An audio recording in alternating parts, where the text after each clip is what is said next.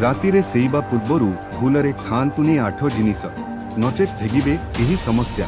अनेक समयरे एहा देखिबाकू मिले जे लोकमाने सोइबा पूर्वरु एभली किछि खांती जेउथि पई कि सेमानंकु रातिरे निद हुए नाही। एहा द्वारा देह खराब हेइथाय। दीर्घ समय धरी एहा करिबा द्वारा स्वास्थ्य खराब हेइथाय। आजिकाली अधिकांश लोक निद्राहीनतार शिकार हेउछंती।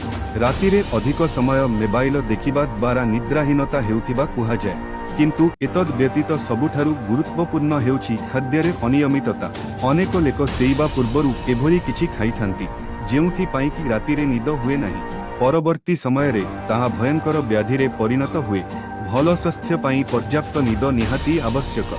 रातिरे सठिक भावे नसेइले हृदघात, उदासीनता, दुर्बल लगिबा तथा कर्कट भली भयंकर रोग हेई पारे।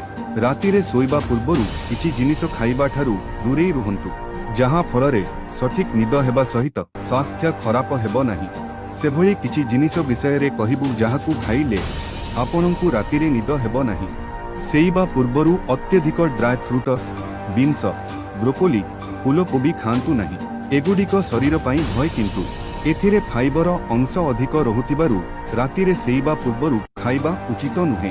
अत्यधिक अम्लीय खाद्य जेपरिकी साइट्रस रस, कंचा पियाज, व्हाइट ओबाइन एवं टमाटो सस खाइबा द्वारा हार्टबर्न खराब करे।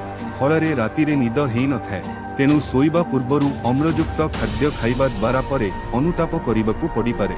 रातिरे सोइबा पूर्वरु अधिक चीनी खाइबा ठारु दूरेई रुहंतु। चीनी किंबा मिठायुक्त खाद्य खाइबा द्वारा रक्तरे शर्करा वृद्धि पाइथाय, फलरे निद व्याघात हेइथाय। सेइबा पूर्वरु एगुडिकू खाइबा उचित नुहे। चा, सोडा, कॉफी, चॉकलेट, आइसक्रीम एवं मीठा खाद्यरे कैफीन अधिक रहिथाय, जहाँकि मस्तिष्क उपरे प्रभाव पकाइथाय। रातिरे पूर्वरु सेगुडिक खाइबा ठारु दूरेई रुहंतु। सोइबा पूर्वरु मद्यपान करिबा क्षतिकारक। एहा आपणंको सोइबारे बाधा सृष्टि करिपारे। साधारणतः मद्यपान स्वास्थ्य पक्षे हानिकारक हेइथाय। एहाकू तुरंत छाडंतु। भल निद पई रातिरे कम मसलायुक्त खाद्य खाइबा आवश्यक। एहा आपणंको शरीरर तापमात्रा बढ़ाइथाय।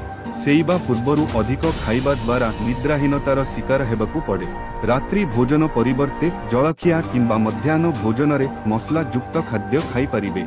रातिरे सेइबा पूर्वरु पेनकिलर बा जंत्रणा उपशमकारी सौध खाइबा ठारु यथासंभव दूरेई रुहंतु। अनेक गुडिये मेडिसिन रे कैफीन भर्ती हेई रहिथाय।